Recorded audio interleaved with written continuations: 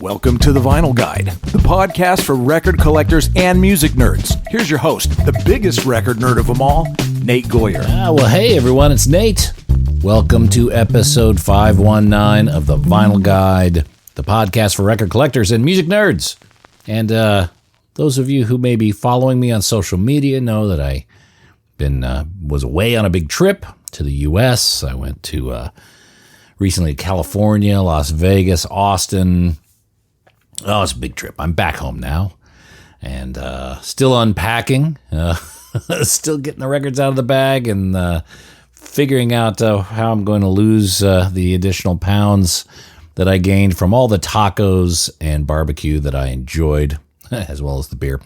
But while I was away, I took in a few music festivals, including Levitation, which is a music festival in Austin every year. It's based on psych and heavy music. It's across 3 days. This year it was September 25th through 28th. Now, this time I was only able to be there one day. I would have loved to have been there for 3 days, but I did get to see some great bands on day one, including Blood Incantation, Acid Bath, Secret Chiefs 3, The Sword. Oh man, you got to check out this band called The Armed. Holy moly, it was like a war zone. It was intense. It was very wild. Wow, I wouldn't have believed it unless I saw it with my own eyes. I will see The Armed any future chance I get. In fact, I'll see all those bands again. In fact, I'm seeing two of them here shortly. Secret Chiefs 3 and Blood Incantation are on their way to Australia later in the year. So, and by the way, we just had Blood Incantation on the show last week, so go back and listen if you haven't already. Anyway, look, I've been a big fan of Levitation Records and the label that they have. They put out a lot of music on this label called the Reverb Appreciation Society, and they put out albums from various bands like OC's, King Giz, Frankie and the Witch Fingers, and more. There's several different themes of their albums. There's the Levitation Sessions. There's Live at Levitation. So, look, I was keen to learn more, and thankfully, the Levitation team, while I was in Austin, helped arrange this conversation with Harry Portnof, who runs the Levitation record label as well as Greenway Records. And come to find out, I have several of their records as well. So we are certainly on the same frequency here. Harry will speak all about that today, along with the history of making records, how the Levitation products get manufactured, the variants, the global exclusives, how they move those records around the world. He shares his view of the current state of the record pressing industry and more. And I think you guys will find this a very compelling conversation. I'm very thankful that they made time for little old me to have this conversation, especially less than 24 hours before the festival kicked off. So again, thank you, Harry and the Levitation team, for making this happen.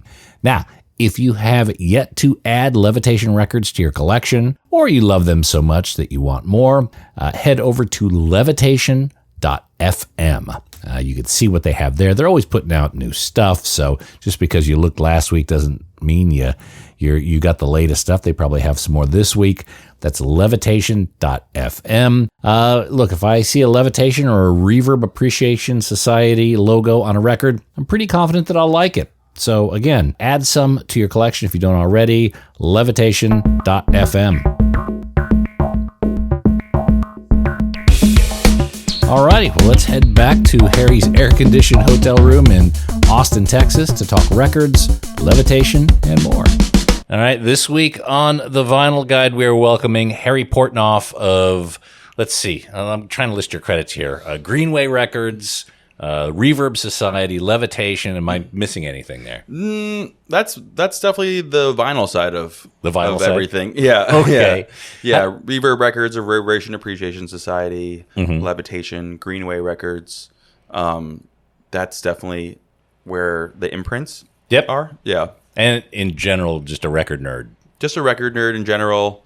I love just vinyl as a medium more than anything, and essentially like the beauty and romanticizing the physical nature of things to a degree, and creating reality from idea right? More or less, and getting things across finish lines and making things really happen and all that in terms of music and creating the real version of it.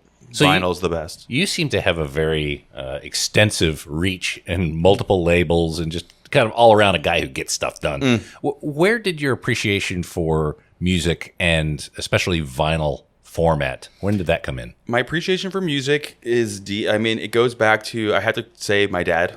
Like, growing up, I have a sister, my dad, my mom, we would always be driving around family dinners, whatever. My dad would like play music in the car at excessive volumes for and like there was no like turning it down, and it just like kind of how, and I loved it. I was like inundated from the day one with like his love of Southern rock and roll, Allman Brothers in particular, and a lot of stuff around that time period, and just that kind of hit me really hard. Kind of like definitely I internalized just like rock and roll music and loud rock and roll music since I probably had my ears forming and messed up from day one, more or less. I would say that my dad in particular, his love of music and everything, and showing me so much stuff. I really early on discovered, even before records, at one point I discovered a whole CD collection that he had, like an old just like box of just like CDs, like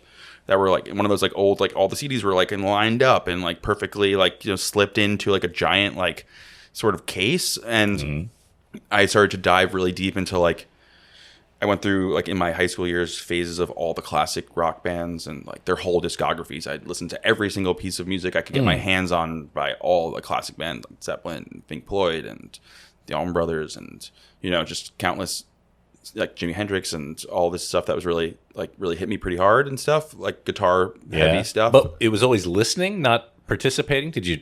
I played so I taught myself how to play guitar started in high school. I didn't really like playing sports very much. I actually did participate in high school sports. I played tennis team for a short amount of time, and I ended up, for whatever reason, being kicked off that team. Don't really need to dive into how that happened, but like at that point, I found myself with more time on my hands, and I just started. I had a guitar. I picked up a guitar. I started to, like, you know, listen to music, play alongside things. You watch videos on early days of YouTube, and like just kind of teach myself, sort of.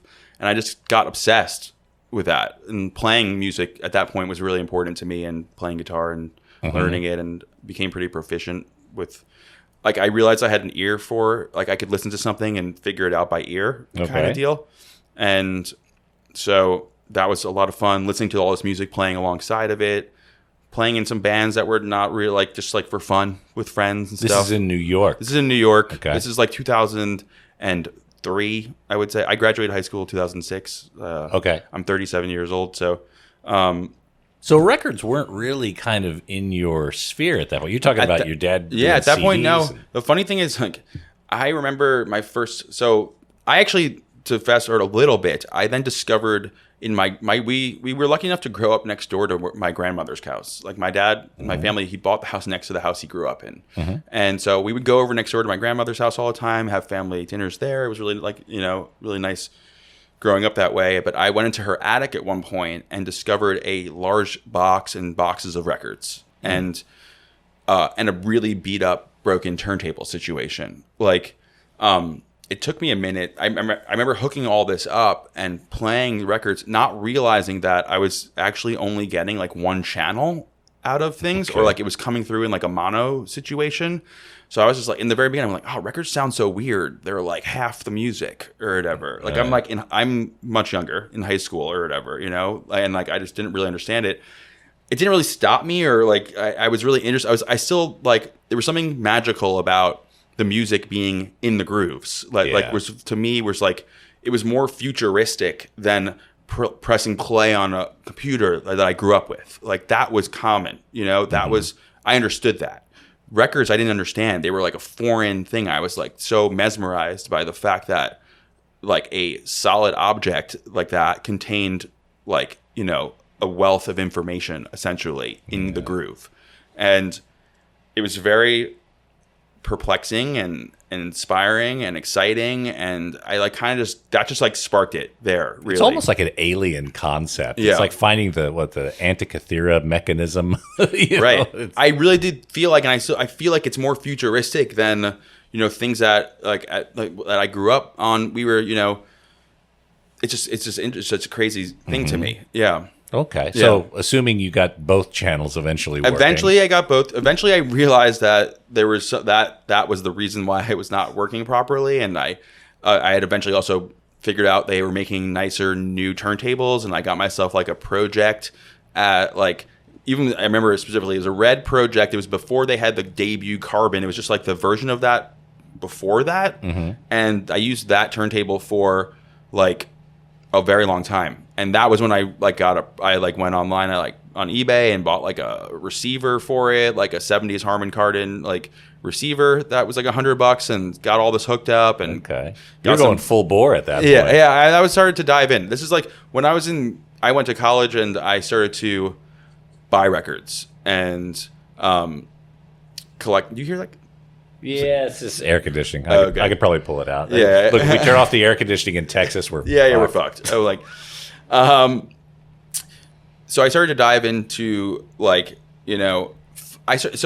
that point I'm going to school. I have my early college years. We were in a dorm, right? And there was you had your computer, and in 2007 there was programs in which you could log on and download every person's music in the dorm. It was a file sharing situation that was hotline or something like whatever, that. It was definitely not a legal situation, but you can connect on a local network, right? Pull up other people's situations that had the program and just start downloading and sharing music with each other. And I became obsessed with just getting as much music as possible.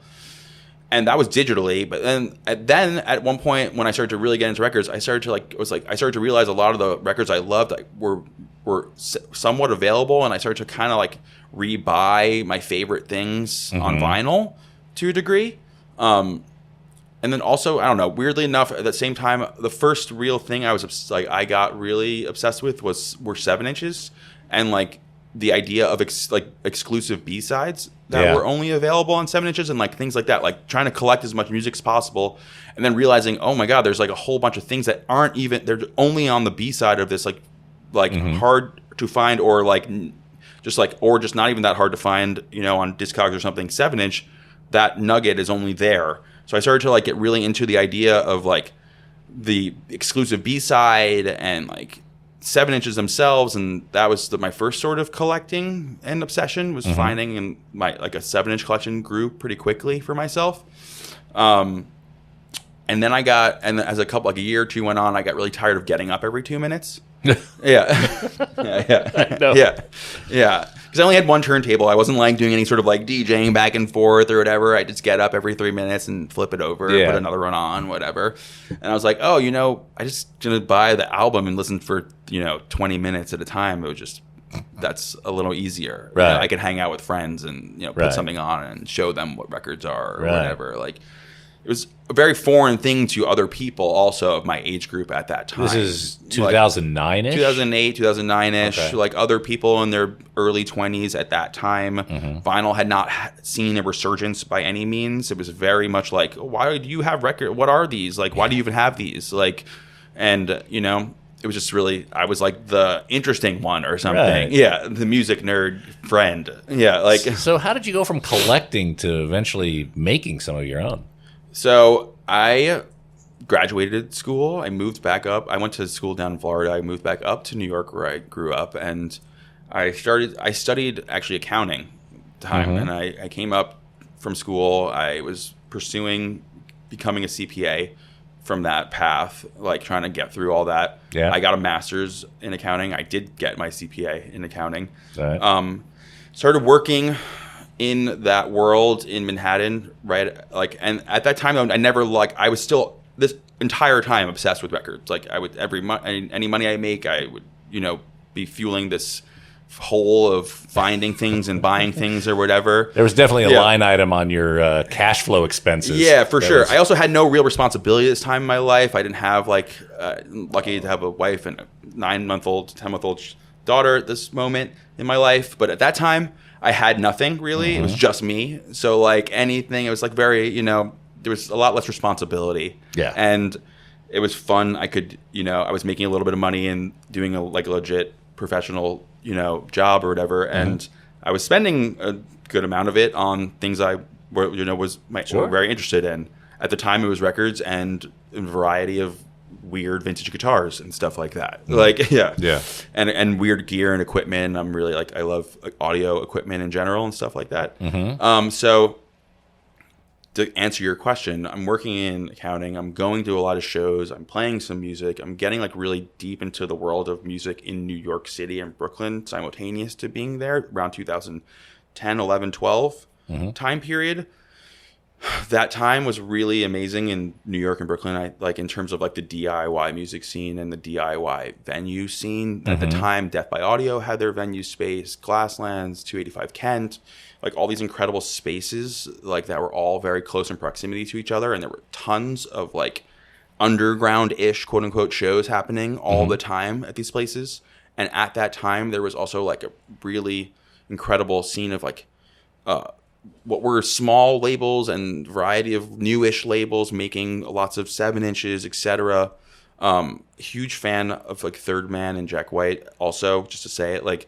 And at that time was a very infancy of Third Man Records. It was they were just founded maybe in 2010 or 11 or 12, something like that. I'm thinking in that area, you also probably had Daptone. We had Daptone. There's just great imprints. Examples of things. And also I was just really into garage and psych and stuff. So there was Goner Records in Memphis and Trouble in Mind and In the Red Records and all these things that I was just so... I also loved all the bands on them, Ty Segall, the OCs, and all this stuff was happening and they were kind of still pretty early in their own careers to a degree. So they were playing these small spaces and it wasn't out of control to go see in an intimate setting some of these really inspirational situations to me or whatever. So at that time just to get I was just so obsessed with all of that and records and stuff. And then I remember having this weird Third Man at the time was becoming crazier and crazier, and their stuff was so collectible, and they were just really ramping up crazily. If you didn't live in Nashville, it was basically impossible to get the really good stuff, right?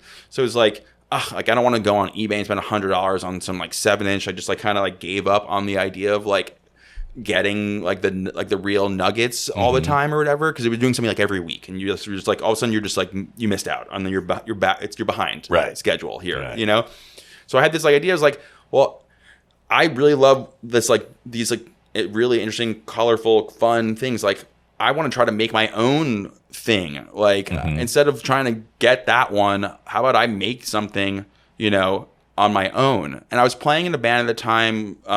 We were playing with a local scene of actually Long Beach, Long Island a lot in the summertime.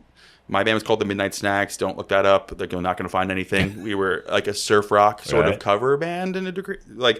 We would take all these amazing things that I was experiencing and change the keys of them and blend them all together. So we'd go Dick Dale into fuzz Ty Segall. You wouldn't even know because and the keys were changed and melded and stuff like that. That was a lot of fun at the time. We were playing with some bands who were better songwriters than us, and I had a specific group of friends, and I was we were playing shows, and I was was talking to one of them. It was the first band ever released on Greenway called the Young Rochelles, a pop punk project from Long Island, from Long Beach, Long Island. And my friend in the band who was writing, his name was Joey. He had 30 songs ready. And I was oh man, is there I want to, what if I take 2 of them and try to make a 7-inch with it or whatever? And I had at that time kind of already the fully fleshed out way, what I wanted to do, very conceptual product packaging, things that were from using that to get somebody to be interested in something they've never heard of before, right? So colored record, matching cover artwork, handmade cover artwork, all this different stuff, like, you know, variations of it, you know, 3 versions of 100 and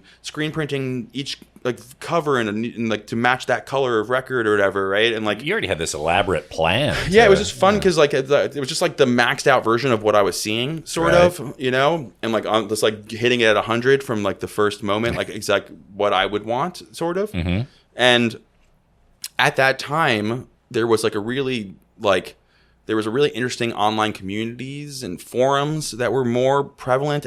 Like it was kind of like pre-Reddit being like the place to go. There were actual other forums for specific things. And I remember there was a forum that was like kind of centric to like people who loved Third Man and like that world sort of vinyl. Right. And at that time, there was a subsection of it where like there was like a group of like 10 people who were like, we're all going to start record labels or whatever, like really small things. And we were all kind of like supporting each other. And people who weren't in that 10, but like were larger on the situation, were like also actively excited about it. And all of a sudden, in like a week, I sold 300 copies of this first 7-inch, like of an unknown band, to people who had never heard of them before, because it was fun, exciting, was like played right into the cards of the same stuff we all were into, like in this community or whatever. And so you had like 100 splatter, 100 whatever, like 100 splatter, 100 green, 100 clear. The splatter had a hand printed cover, and like very early on, I was working with an incredible artist. His name is Dan Curran. He designed Greenway's logos and also did like the first like whole like all the 7 inches in the beginning of the label. Probably the first 30 of them had like a Dan Curran alternate cover that he would hand. His medium was lino cut, so it's like he would make lino cutting versus screen printing is like basically cutting out a rubber stamp, like and using that to like print from the stamp essentially. So like he would lino cut and do a Dan Curran version of every 7-inch. Either was the cover itself or it was alternate artwork to like what the band wanted for their actual cover. And that would be like 50 of them. Yeah, or something? 50 or 100, and like that would go with like the craziest splattery version or something. You know, maybe he'd lino cut something and splatter paint all over it. You know, like and. Literally, I remember in his garage him splattering paint on 100 covers that were just like all lined up on the ground or whatever. And it was just super fun, and people were really into it. And we were selling all these records of essentially unknown artists to people who didn't know them, but were just excited about the fact that this like interesting stuff was like being, you know, made by other people who were just like normal, quote unquote, and like trying to do like, you know, something fun. And yeah, I mean, fast forward, it's a funny thing is like I know a couple of people like of those at 10 labels, Greenway is the only one still like that is like very much a real thing, more or less. It's like to a degree. There's some others that are great. I know there's a label Soul Step that came out, I believe is in Ohio somewhere. He's still making records, and Romanus Records. Chris was in that community. Okay. Yeah, so like I knew Chris from like day one in that community, and he's still making incredible records and doing like the fills and all that kind of stuff. Yeah. That grew from that situation. Those are the only ones that I really know that are still kicking sort of from it. So Greenway's still going. Yeah. Because I know you're balancing several others. Greenway's definitely still going. Yeah. Okay. Yeah. So it's like that was the early days. That's how I got started with everything. You know, that was Greenway's coincidentally celebrating its 10-year anniversary technically right now. I'm so busy that I don't have time to like stop and celebrate it, which is a good and bad. You know, I would like to do something. Running out, like we'll figure out something, but like fast forward to like what is now 6 years ago, 4 years into Greenway-ish. Okay, I was starting to get. So I had the bands. I would going out to all these shows, and at some point, I convinced what was like the first quote unquote and like legitimate touring band. Like of this idea, and the first band was LA Witch from LA, who are still very much an active and very active. They release primarily on Suicide Squeeze now these days, but like I was their first label release, non-self release situation. I met the bass player outside of Music Hall of Williamsburg, Irita, sweetheart, and I was like, "You guys are phenomenal. I have this little label. I want to make you guys something really like special. Like, you know, I want to do colorful and all this crazy, amazing stuff." I'm like, you know, pitching the whole vision essentially to her on the sidewalk. She's like, "We're going to Europe in 2 months, and we would love to have something like unique for that, right? Can we get something in 2 months?" I at the time had no idea if that was possible or not. And I said, of course, I'll get it to you. Fast forward, they have records. I pulled every string. I called every plant. I was becoming friendlier and friendlier with certain ones or whatever, and they made it happen. We had records. They were on a plane. They took them to Europe. And that was the first sort of like, once I did LA Witch, I started to meet other bands that were touring heavily, and they're like, oh, you made that LA Witch record. Hell yeah. Like, you know, we're interested, you know? And so that's how Greenway started to like accelerate and get more legitimate, sort of. Fast forward to then like 4 or 5 years in, I was at a festival in California called Desert Days, and I was introduced to Rob Fitzpatrick, who's founder of Levitation, backstage. You know, it was early days. I had just signed Frankie and the Witch Fingers. They had just put out the album Zam. They were playing that festival. And there was like, so I met Rob. He was like, oh yeah, Frankie, that's awesome. You know, and he's like, we have a label. It's kind of been on the back burner. He's like kind of to a degree, a one-man show. You know, there's definitely other individuals who are founders and co-founders of Levitation. Rob definitely takes on the workload. I was like on his shoulders and has always. So like the label of which he loves and had kind of took a back burner, the Reverb Appreciation Society, for a minute, to the craziness of what the festival Levitation was becoming. Yeah. And he's like, we're looking for a label guy. Like, I was a label guy, right? So that conversation began, and quickly we started to connect. It was like 2019 going to 2020, right? It's like our conversation started to get really heavily into like, this is like, I'm down. I'll, let me kick this back on or whatever.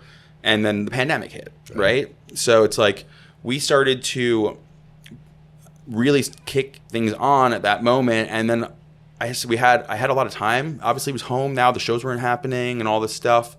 And we really quickly got into like concepts like Levitation sessions. And at that time, which was going out to these amazing bands that had played the festival and like they weren't touring, and being like, we want to like produce a concert film and record the audio and then release that audio on vinyl, on cassette, digitally, and then share the profits, obviously, and, with the artist, and provide income to them and ourselves during this really difficult time, Really quickly, that turned into 30 Levitation sessions, like in a year and a half period. And it was all like, it was crazy because Greenway was an avenue to make records, but like, I was dreaming of the day, like if I was super lucky, and one day I'd work with like one of the people I love, like a Ty Segall or the OCs or whatever.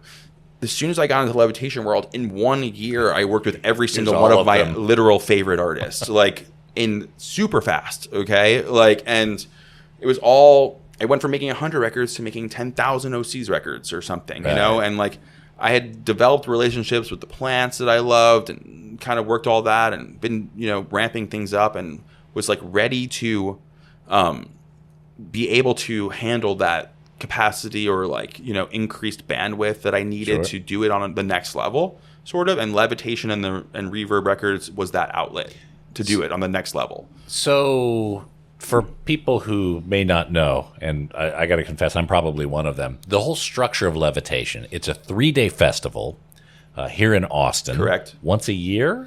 So Levitation started as Austin Psych Fest before. So the first iteration of the festival was called Austin Psych Fest. That happened under that name for a number of years. Okay. We talking 70s, 80s? Or? No, we're talking about like 2008 or something. Yeah. Don't quote me on that, but I believe that's when the first one was, 2008.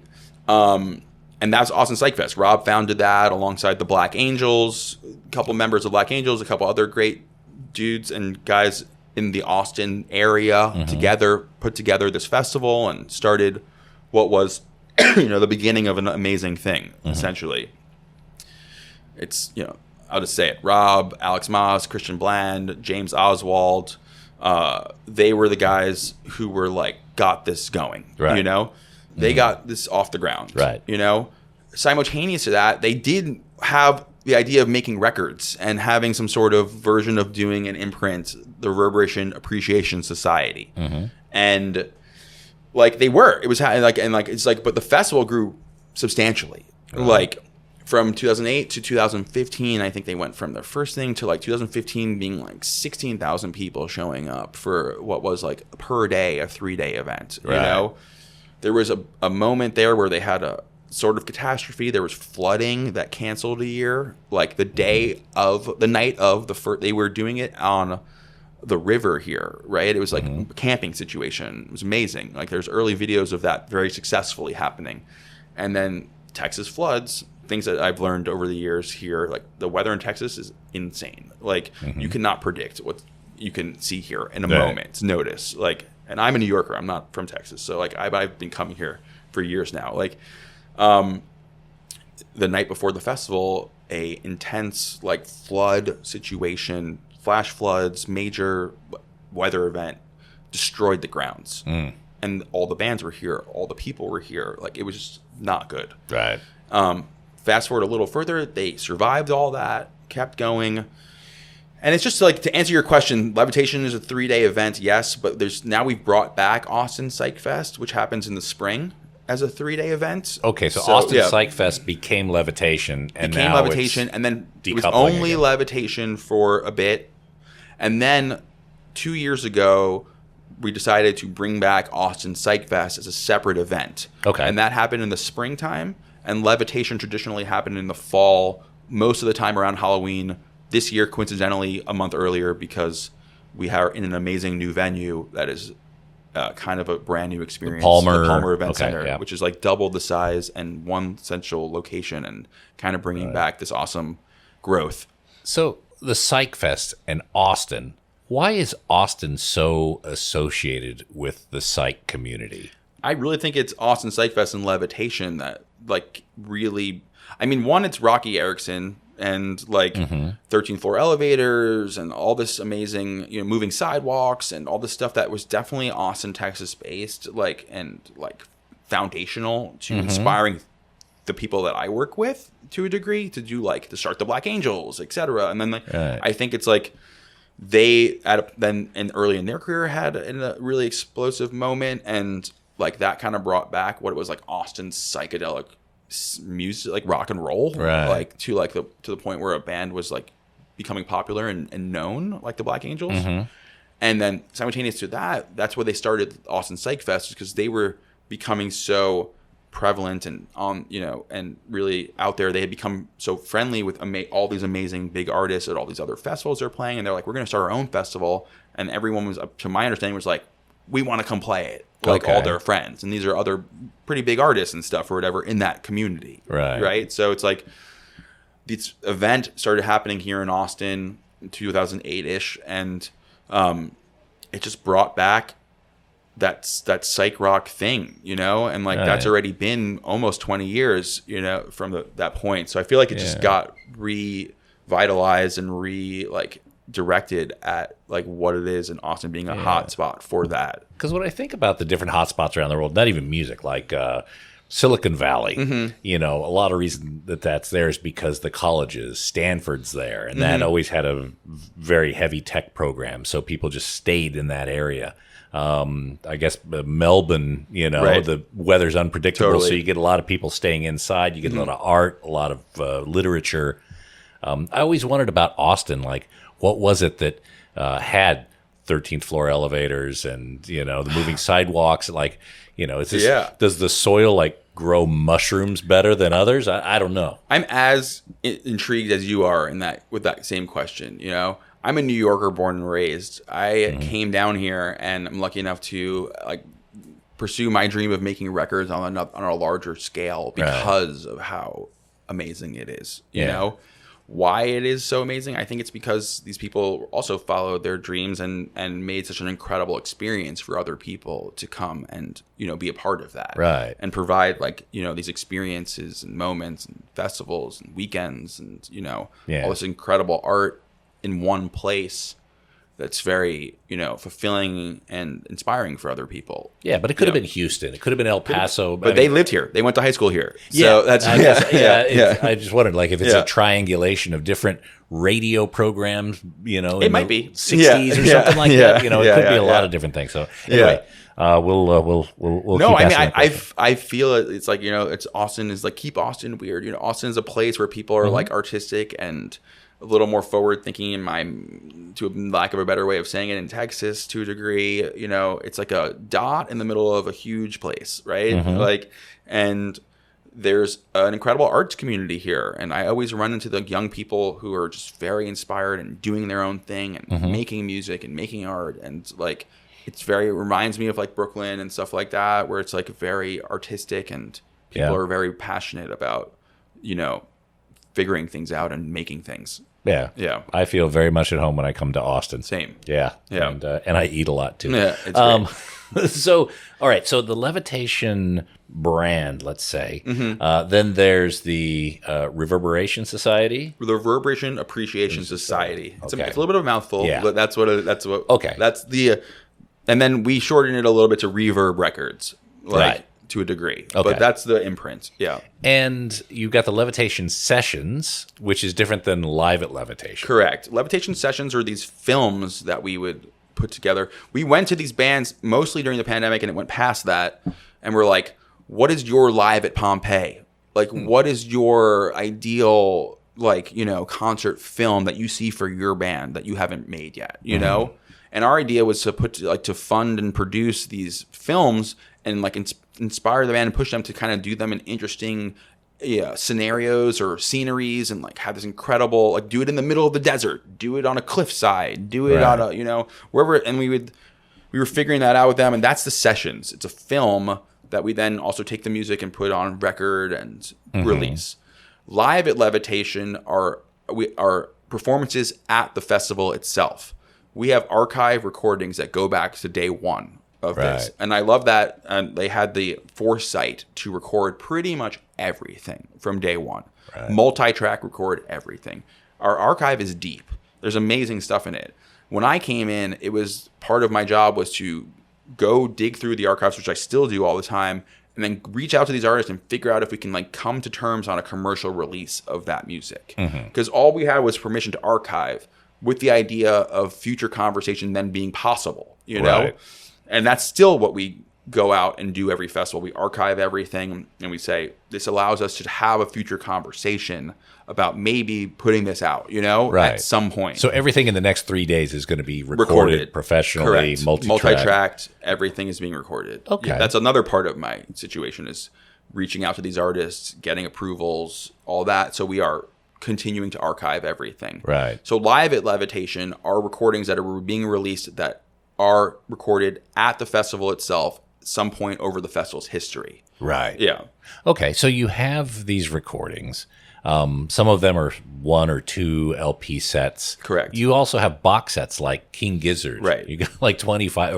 Correct. Are those all Levitation? Or so yes, and like Gizzard does a really interesting thing. They have their like bootlegging situation that they started, and some, like, they basically put out most all their live music these days, and the ability to have other, you know, people, labels, whatever, create what they want from it. I love King Gizzard. I saw them back in 2014 in Brooklyn play for 200 people at Baby's All Right every Friday night for 6 weeks during a residency they were doing there. We were hanging out. My friend Dan Curran mentioned before, I was doing posters for all those shows. We became very friendly with the band and their management, even early days, back in the Brooklyn days or whatever. And I just, now they're obviously huge and they're, you know, very prolific. I loved the idea of making these records. When they started to put out the releases that were most interesting to us, we were really excited about trying to make. You know, they have so many things. I know some other labels try to do every single thing they ever make. For me, it's more like, what is meaningful? Austin is meaningful. New York is meaningful. Maybe a really, you know, important show they played, you know, whether they sold out the Forum in LA for the first time. That's like a monumental moment in my mind. Like, the Gorge is, like, you know, comes to mind. Their first festival in the U.S. Field Division and all that was like a really like important moment. Like, these are things that are fun and interesting to me to try to then make. And like, it's a fun thing. It's an interesting concept that they have. Like, they allow anyone to bootleg it. All they ask for is product. We send them a bunch of the records we make. They sell them on their website. That's just kind of the way that the model is, you know? So, and it's, you know, and it's fun. We have the means to make these bigger projects, like, too. So it's like, they might release something that the only way to appropriately release it on physically would be like a 12 LP situation, you know? And that's not easy for an individual person who might want to just quote unquote bootleg something. You're talking about $100,000 project, you know, at the plant, you know, pressing or whatever. We can figure that out, you know, and make those things real. Like in terms of like being able to put that together and figure out, you know, pay those bills essentially. Now, when I was searching the site, there doesn't seem to be any black vinyl. They're all splatter color. I mean, it's great, it's glorious. But is that kind of part of the deal? It's definitely part of the thing. I mean, that was like that mentality came from my Greenway like kind of mentality. It was just like really intriguing and conceptually like pushing that envelope of like colored vinyl as like a palette sort of, or like and seeing what we could do in terms of like experimentally creating things that were like that you couldn't find an example of to a degree elsewhere, you know. That's super fun. I will say there is some black vinyl on the website. But that's actually that's funny. Like the rarest of the rare is the black version. Like, you know, to a degree. All right. Some artists I've worked with some artists who are very, very much like we're cool. That all sounds very cool, all that colored stuff. But like, I really want you to make a black version too, or whatever. Like, we're like, okay, of course, we'll do that, no problem. And so like, there are things that are they're very hard to find. I will say, I was digging around. I probably couldn't find any. Again, I love the colored vinyl, and I know there's a lot of opinions on the sound quality of some of those records. My ears can't tell too much, except for something that may be like a glow in the dark or something like that. Anything you avoid? There's stuff like that like I know, like so like I also have a lot of. I, over the years, have grown and had a lot of personal experience with the manufacturing process of making records. Again, going back to earlier Greenway days, I was pressing at a plant in New Jersey that was very local to me in New York. I would literally go there, and it was like a one-man operation. He had 2 presses. Leandro Stereo Disc was the name of the plant. Unfortunately, they had gone out of business. But at the time, like, I would go there because I was like, really excited about the records I was pressing, and at this point, I had stopped doing accounting and went full time into trying to make this label a real thing, because things started to roll and like started to roll quickly. And I was like, it's either now or never that I make this like my full time thing and figure out I don't want this to be a hobby. I have enough hobbies. I want this to be like spending days doing it, everything, you know. And I made it so where I had no plan B to a degree. Like I had 6 months of a plan A, and it had to work. Or I had to figure something else out, you know? And I never had to figure anything else out at this point. It's just always been going in a positive direction. It's always been better than it has been before. I'm really thankful for, that. And so I was going to this plant, and and they were pressing my records, and Leandro was like, I got to go pick up my daughter. Like, how about you just like keep pressing them or whatever? I'm like, are you serious? Like, And I end up working the machine for an hour and like whatever, and he comes back and we go and we got really experimental with like pouring things like different color pours and all this stuff, and literally throwing things like degrees of wax, literally melting wax on like a mini hibachi table we found at a Costco, heating it up, throwing that on a puck, seeing what it would do, like. And I really quickly learned, that worked, that didn't work. Oh, this color combines with this one definitely doesn't, you know. And like I kind of like got this understanding of the medium from the color perspective, you know, and like how they mix or don't. And like, it's, it's a PVC wax. So like I always like, it's like painting or something. It's a very specific thing. And it's like this hard, wax compound that you're mixing together and what it does with each other, and translucency and opaqueness and all this kind of stuff. And so like that just like fed another obsession, was learning all that. And then being able to, make all these amazing colored releases, and then Levitation also in these like big releases and 12 LP box sets. All of a sudden we can try like every version of everything, more or less, that you can think of, and then continue to learn what worked well and what didn't work well. I want to try this on the next one. I want to mix pink and blue and splatter this and that and the kind of deal or whatever. And like, oh shit, this is making something really like unique, and I can kind of like replicate it with different colorations in a way, and like it was just like a lot of fun. It's just fun. Yeah. Has there ever been a project you've embarked on that maybe it was too ambitious? Something you had to kind of pull the cord early on because... No. Okay. Yeah. Anything that we get to the point of trying to do, I am very committed to doing. Like, I learned now if I'm gonna say yes to something, I'm going to do it. Like, Right. I say no to things beforehand, knowing that maybe I don't have the bandwidth to do it or whatever. But like, I've never had to disappoint by pulling the cord on something. Right. You know. Okay. What's the one you're most proudest of? It's a good question. I mean, all of them I'm really proud of. Like, on both imprints, I think now like over 200 unique vinyl releases between the two of them, and like, which is amazing, and really like I'm just proud of that as like the fact that we've made that much art. Sure. I also romanticize the idea that these things outlive like me in a way, and they spread the planet, and you know, I have a hand in to a degree in like creating something that will be like found well beyond my time by somebody somewhere, you know, and like that I'm really proud of. Also, specifically, it's fun. I mean, like the most recently, a combination of things.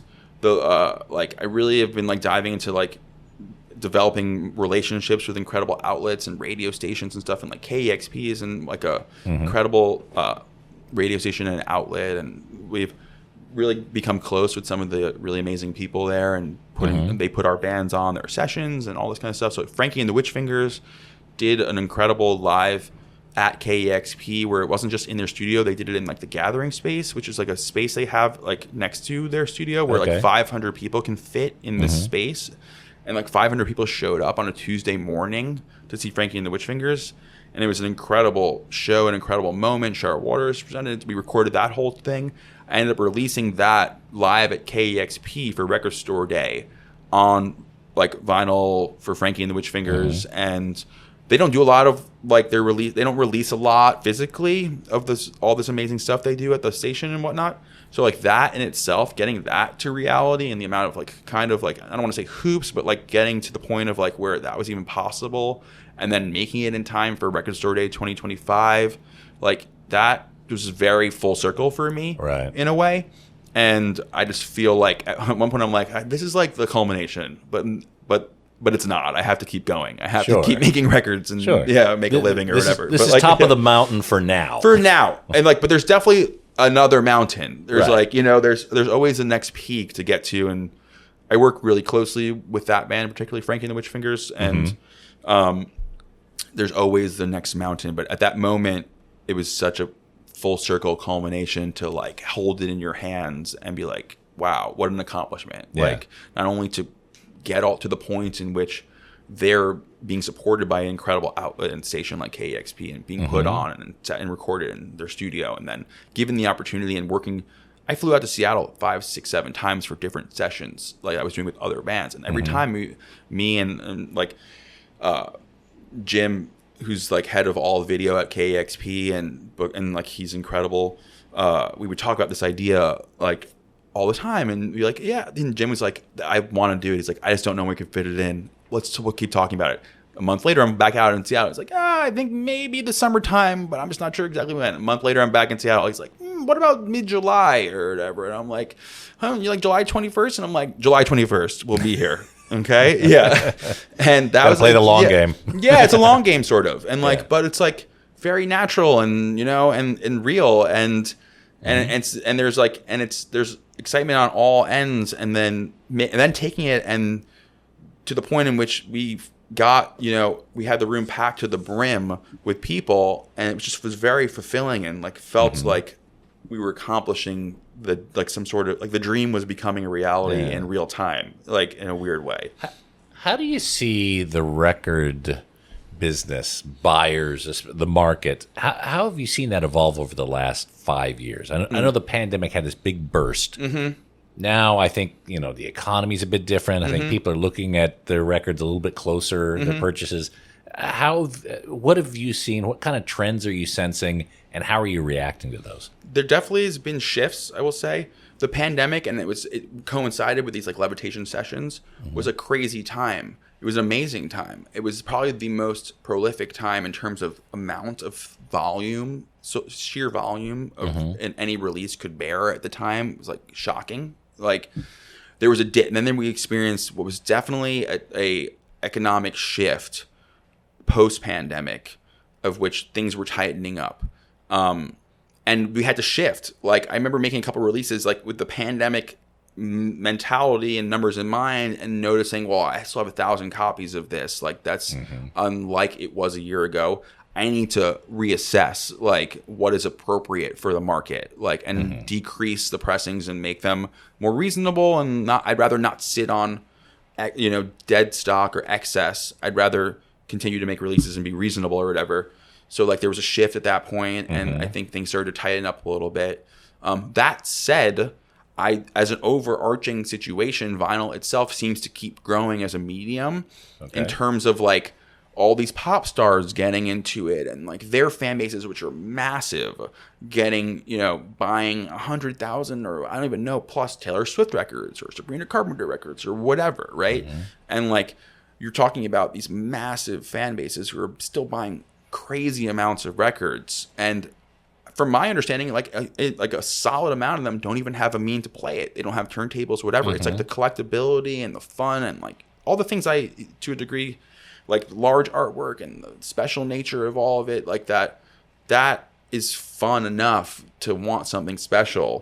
Maybe they'll figure out how to play it later or something like that. But like I also like to think that there has to be a group within that group that discovers vinyl, falls in love with it, and starts to go deeper into their own exploration. And that's good for records. Like, that's good for vinyl. And it's good for the people who make vinyl. It's good for the pressing plants. It's good for all these things to have the community grow, whether it be even in a completely opposite realm sonically than what I exist in or whatever, Have you responded to those changes in the market with like, you said quantities is being impacted. Any difference in terms of the variations? Yes and no. It just depends, really. Like it just depends on the release. We still love to do variations. There's still incredible outlets all over the world in which I work closely with. I'll go to some like exclusive retailers like Newberry or Rough Trade, or even other labels like Fuzz Club. And in the UK, you have Dinked, that is an incredible conglomerate of stores that buy as exclusives. And you go in Australia, you have people like Strange World Records in Melbourne, and you have Impressed Recordings in Sydney, and like they buy as exclusives for their markets and stuff like that. So it's like if I go out to all these different people or whatever, and I'm like, do you want something special for Australia? Do you want something special for the UK, the EU? All of a sudden, you have the ability to make I'll make a variant for each special market, and that's a fun way to spread things out. And then you lean on like these retailers to then take on the responsibility of selling what they purchased from you, and like to their audience, and that helps grow things. So how do you manage something like that? For example, you come out with the Frankie and the Witch Fingers trash classic, right? There's a variant of Australian one, which I got from Strange World. Love it. Some have bags on them. Some have an obi. Some are a splatter orange. Some are a blob green. Right. Do you have to coordinate all those so you don't get like overlap in two different? That's my bread and butter, sort of, is like manufacturing, production management, sort of, and like that, managing all of that, working really closely with my pressing plant and having it all specced out. So you make them all and have them delivered in that most condition? Of it, 99% of the time, correct. I make them all and have them delivered to them in that condition. Yes, directly, whatever. And where do you get them pressed at? Nowadays, I work very closely with Precision Record Pressing, who are based in Canada. Okay. But I understand how it works is like they were built by GZ in North America to be like the North American GZ, essentially, like the biggest pressing plant. GZ is the biggest pressing plant in the world in the Czech Republic. Precision is the biggest pressing plant in North America. And they are brother, sister, I guess you'd call it, to a degree. So it's like if I'm making records of Precision and I need them in Europe or the UK, they actually will make that part of my order there.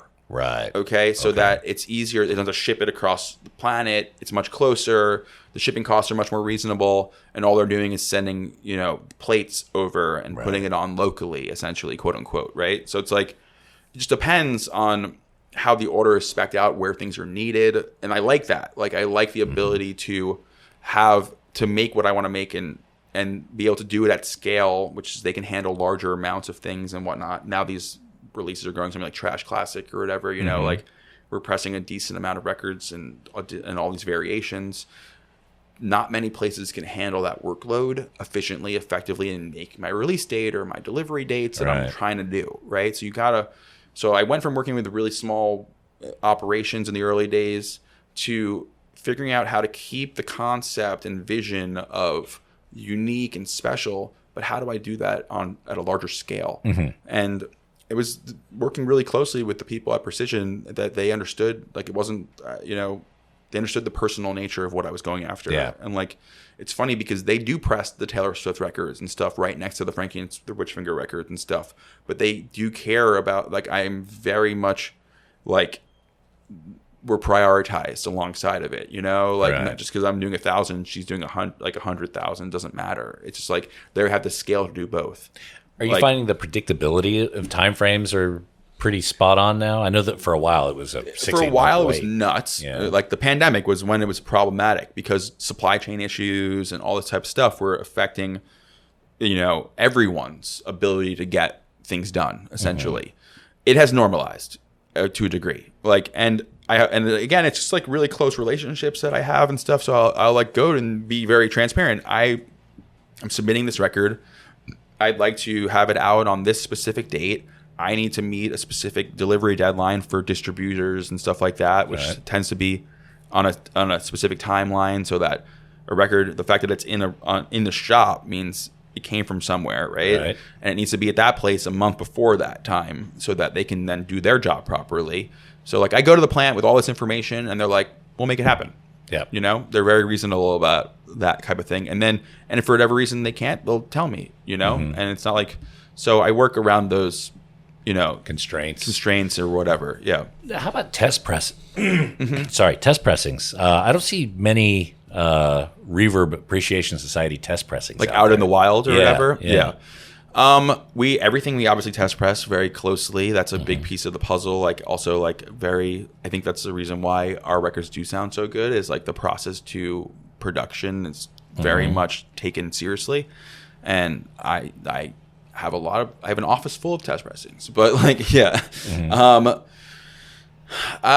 Very rarely do they, like the bands usually get copies of test pressings, of course, and stuff like that. And occasionally one will I've been known to DJ, quote unquote, also I do like in Brooklyn. And like when I do these gigs, more or less, I just play unreleased material that I have test pressings of. Okay. I've been known to those nights to have one or two too many tequila sodas and just like, usually and really awesome, like a fan will come up and be like, I'm here, I love you guys, like I love what you're doing or whatever. I'm like, here's all the records that I just brought. Like I don't want to bring these home. You can have this whole bag full of them or whatever. Right. So there's a couple people who have stuff. I think I can sense their fandom is so high that they're gonna covet them. Right. Like, and so that's very rare. That's happened like on a very small amount of times. But like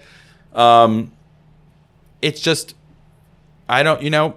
We don't know. We don't focus on like selling or like the test pressings and stuff like that. Do you make like a restricted artist variant? I know some labels will do like here's 20 clear for just for the artist. Anything like that? Yeah, for sure. This depends on like I've done artist specific tour variants, like where Frankie and the Witchfingers went to Australia and they had a Australian only tour version of that brand new 7-inch they had at the time, Electricide. Only 100 copies on green, only from the band, only on that tour. All of them sold out in Australia. Those 100 Electricides are very coveted because they were only available there and they never made it anywhere else, Right. So that was artist specific. Things like that. It mostly revolves around tour needs and like they'll have like the band needs 300 copies for tour. Let's do something unique for that, as well. Why not?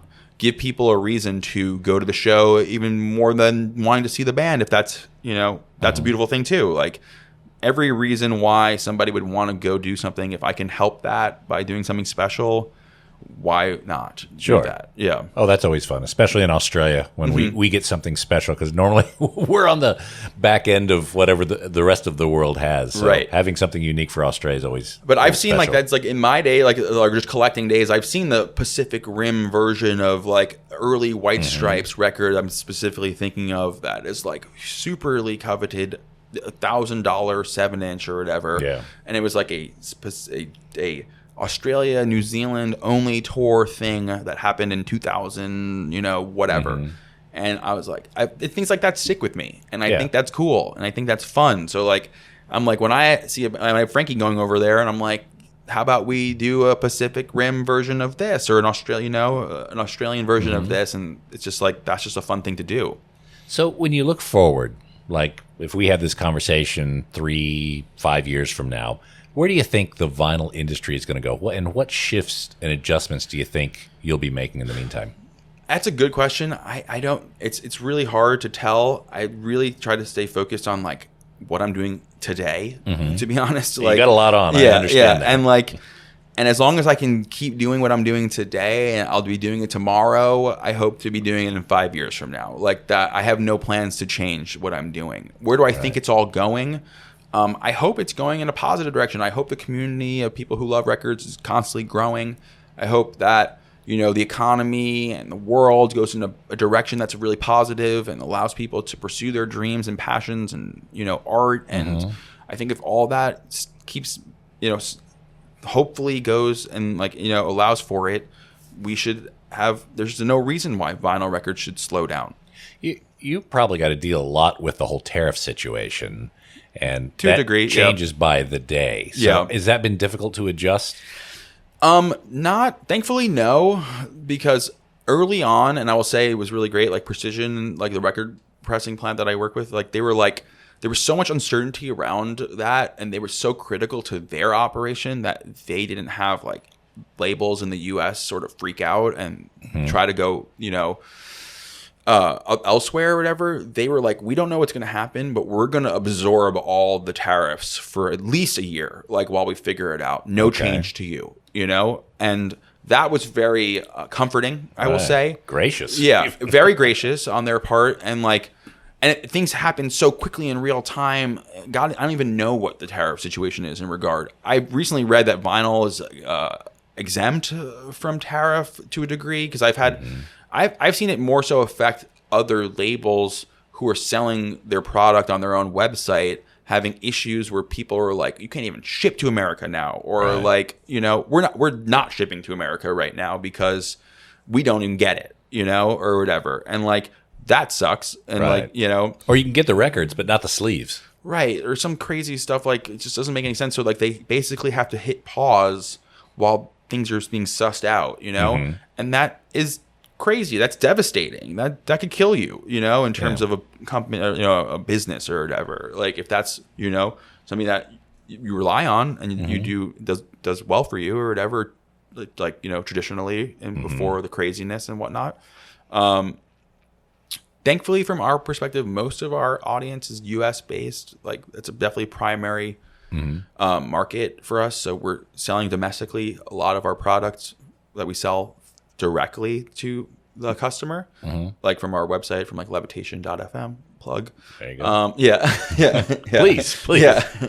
And we do ship internationally for sure. It's just like, it's hard. A lot of people can't constitute paying more money for shipping than the cost of the record. And I get that, but I have no control over what the post office charges you, I just have to charge the cost of shipping, right? So it's like, and it kind of sucks when it gets more expensive all the time. Right. I get it, That's why I go out to these local places and I try to put local variations across the planet in Australia and the UK and the EU. So there's a cool version over there that you can get, quote unquote, locally, for local shipping costs and et cetera. Like, go buy it from Impressed Recordings in Australia. Go buy it from Dinged in the UK.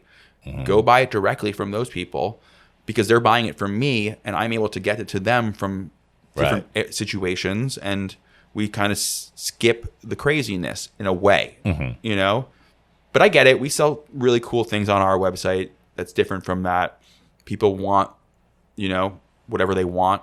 And sometimes the only option is at a high shipping cost or something. Well, yeah, sometimes. And we tend to we get a few friends together. Okay, let's buy 3 copies of this and we'll split the shipping. Yeah.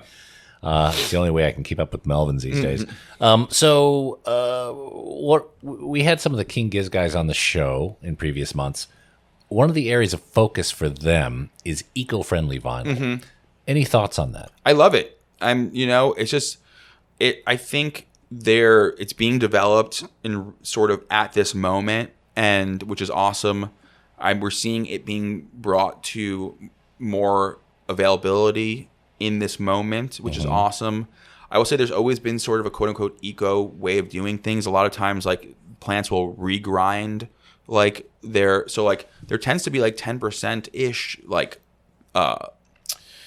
waste in the pressing process, from my understanding, roughly. At least, and that means 10% of records pressed need to be thrown away. They are damaged in some sort of manner. They look at them. Breakage. You're talking breakage. There's a breakage. Oh, okay. There's a defect. They need to be tossed, right? The plants don't literally toss that. They'll go and pop the center hole out and throw it in a machine, grind it back down, and then use that as a basically reused, regrind. And that in itself is sort of an eco version because it didn't get thrown away. It's being reused. That they've been doing forever, Now they're literally trying to figure out ways to reduce the usage of the compound material. The PVC compound material is definitely traditionally made from petroleum, to my understanding. And also to a degree in places around the planet that don't necessarily regulate the way that they make them. I've heard 80% of polyvinyl chloride comes from Vietnam or Thailand. For sure. That's my understanding of it too. I don't buy for the pressing plants. I don't know. A lot of times they keep those suppliers close to the chest to a degree also. I'd love to know where you make your compound. I'd love to go talk to them about something really special, but I can't. I don't know. I've never traveled over there to go find suppliers for myself or whatever. So that my understanding of it is it's traditionally been a pretty dirty process, and it's not a eco awesome thing to work with petroleum typically and whatnot. So but I'm learning about new alternative compounds that are coming to market that are being made in more eco-friendly manners, and that's awesome. Of course that's awesome. I would love to do everything I can to reduce waste, and they're on the forefront of that. I would say, they stopped using plastic to shrink wrap, and because of a band like that produces records at a scale that they produce, all of a sudden, if I wanted to make 100 copies with no shrink wrap, it'd be really expensive if there was not a band making 1 million copies that all of a sudden they created something for, and now we're doing it at volume to make it affordable, right? So that's awesome. Those options now become affordable because there's somebody else making enough of them, And they're a bit of a North Star. Yeah. They'll take their music off Spotify and they'll do different things. They'll make statements that make other people that's an interesting consideration. I wish we were in I respect the hell out of all of that, and I would love to leave Spotify. I think it's the worst sounding platform that there is. I don't have many good things to say about the platform, okay? What it is, though, is that I work with a lot of talent and artists that are very much being discovered and emerging, and those discovery platforms are critical to them. To make it harder to find Frankie and the Witch Fingers or whatever at this point in their career does not benefit them. It just makes them more unknown. It makes them, it makes the uphill battle that much steeper. Okay, a band like King Gizzard, and the beauty of where they're at is their audience is solidified. It's on the snowball has begun snowballing, and they can make a statement and leave a platform and have their audience follow them, right? Versus being on somewhere and hoping the audience finds you, right? It's just different, and I respect the hell out of it. And for a band like that too, you are 1,000% sacrificing significant income, and that's to me incredible that they are able to make that choice. Yeah. But there are smaller bands in which, and the pay is shit, but it still helps offset the expense of making anything, Well, it's in also the smallest the exposure. degree. Like a band like Frankie and the Witchfingers, you're still in the process of broadening the audience. Exactly. Yeah. Yeah. So it's like, it's very difficult to make it harder to do that. Yeah. In my opinion. Yeah. And I would love to see Spotify be not the number one platform for people to go use for most of the planet, But unfortunately, it is at this moment. Like, it's just what it is. It really is the number one streaming platform, right? So it's like, and they fucking suck. All right. Like, yeah. I mean, forever, only most recently, and I don't think it's even happened yet. The fidelity is dog shit. Okay. They are finally, for what I heard, rolling out a higher fidelity iteration of music. Good, I guess. Like, great. But like, doesn't mean that like the fucking founder isn't a literal, piece of shit or whatever, for a better lack of term. I'm figuring I can say curses on this. No, of course. Yeah. You're not going to find a whole lot of people who are going to defend. I don't want to and I don't want to get exactly who's going to defend Daniel Ek or whatever his name is or whatever. Yeah. And I'm starting to use Bandcamp more than I love anything Bandcamp. now. It's like it's a great platform. Obviously, like it's more direct to the artist, I would say.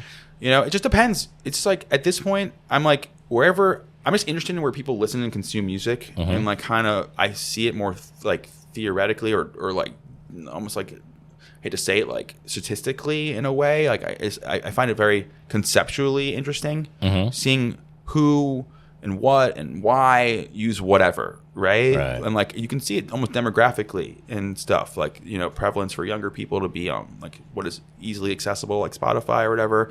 Someone like yourself, like more audiophile-esque, who will take the time and find the better way and do it that way.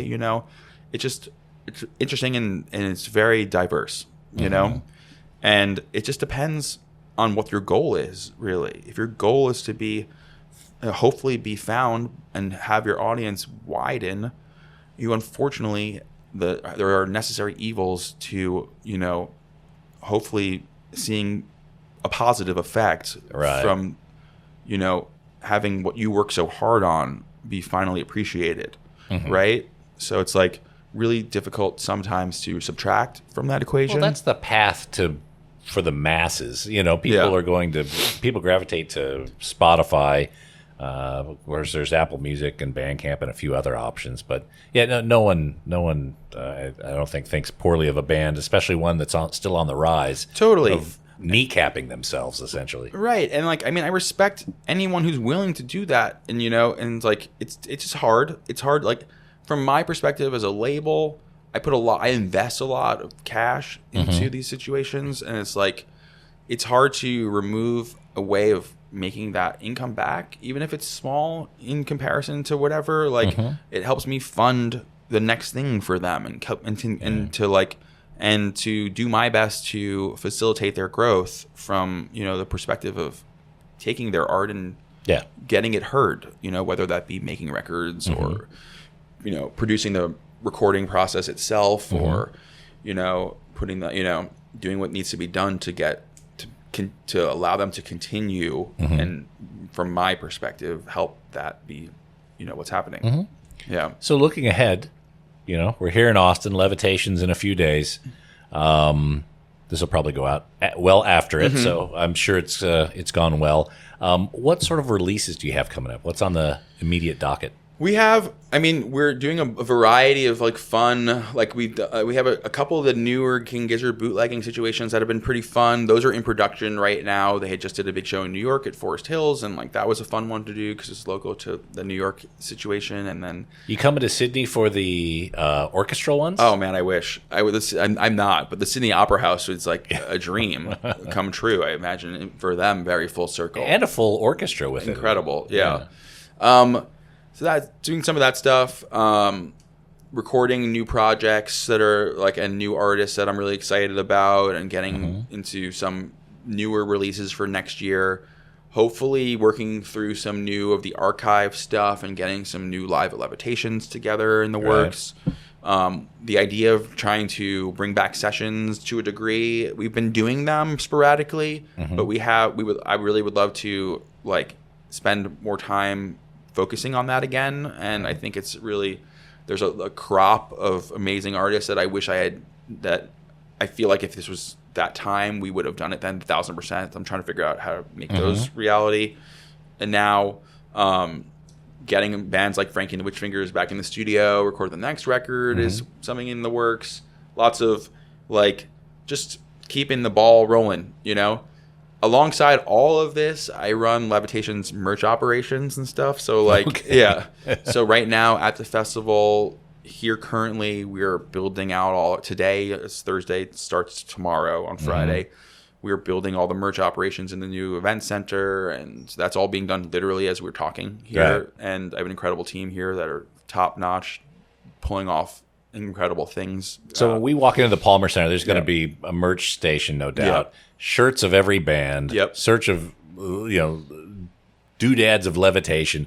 Also vinyl out a there? record shop. Oh, We're pulling in a whole record shop of our own that we have. Essentially, is the idea, and is being situated right now, right in the dead center of the area that you'll see all this stuff. So there will be dead. That means I'm going to have to walk around the shop. We have custom tote bags we made just for that area that you can only buy the Reverb record tote bag specifically at the record shop. That is that design, not at the other merch booth. Won't kind of deal, and that's fun.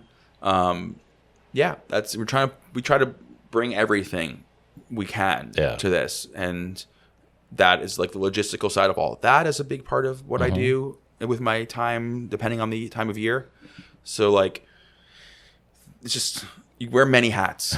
I'm very stoked. To me, this is like a mecca. I have to come here. I have to make this pilgrimage, and I'm very curious. I'm very interested to seeing kind of how it all works. I'm excited that you're here. I'm excited for tomorrow. I'm excited for everyone to see what we're building. It's going to be really cool. It's a special new space. It's large. It's indoors, so we can control the visual aspect even more directly than if we were outside. It can be. The walls could be melting all day, so like, and that's the plan, I think, at the moment. So I'm excited for all of it to come together. We are working really hard on making it as amazing as possible for everybody. Well, Harry, thank you so much for spending time with us. Anything you want to talk about we haven't covered? I don't know. No. I have no track of time. I have no idea how long we've been talking for already. A little over an hour and 10 maybe. Okay, great. I feel like we covered pretty much everything I could imagine. I think it's like just say like fun things.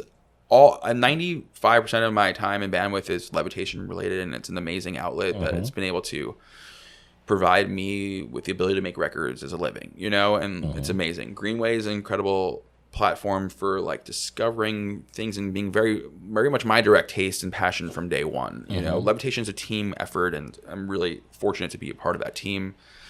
We do so many fun things outside of our own releases. We've been really focused on bringing in special versions. We do our own special versions of other label releases. We call that Levitation Editions. It's a really fun outlet. We can go to other labels and be like, we want 300 copies of this on really psychedelic splatter, for just us.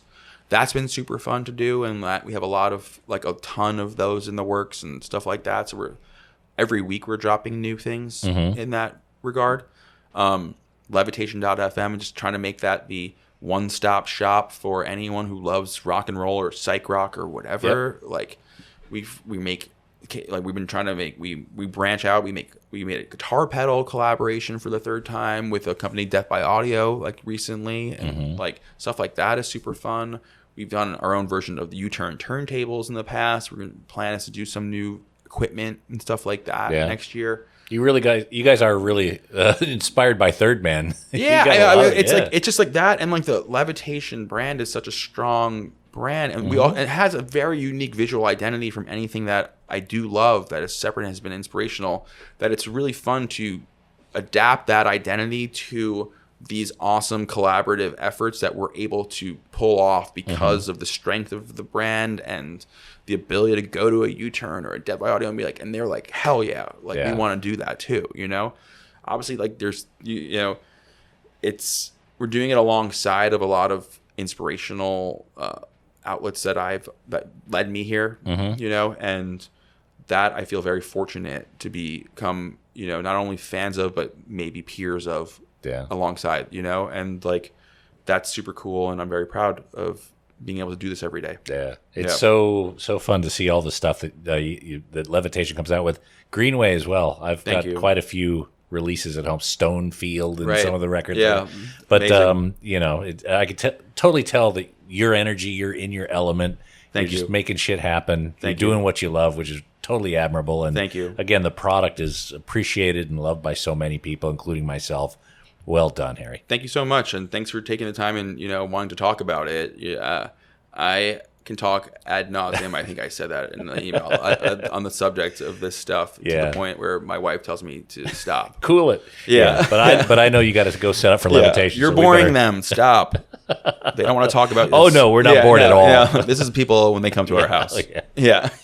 Very good. Yeah. All right, Harry, I'll let you get back to setting up that record shop. Yeah, thank you for the time. I appreciate it. Cheers.